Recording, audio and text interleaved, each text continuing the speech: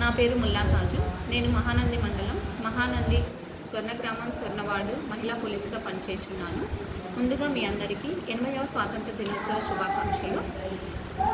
స్వాతంత్రం వచ్చిన తర్వాత మనం ఎంతో అభివృద్ధిని సాధించాము. ఈ ప్రయాణం ఇలానే ముందుకు వెళ్ళాలి అంటే ప్రతి ఒక్కరం ఒక విజన్తో ముందుకు వెళ్ళాలి. ఒక సగటు పౌరాలిగా నేను ఒక లక్ష్యాన్ని నిర్దేశించుకున్నాను. వికసిత్ భారత్ స్వర్ణాంధ్ర 2047 లక్ష్యాలకు అనుగుణంగా నేను ఈ రోజు నుంచి పనిచేస్తాను.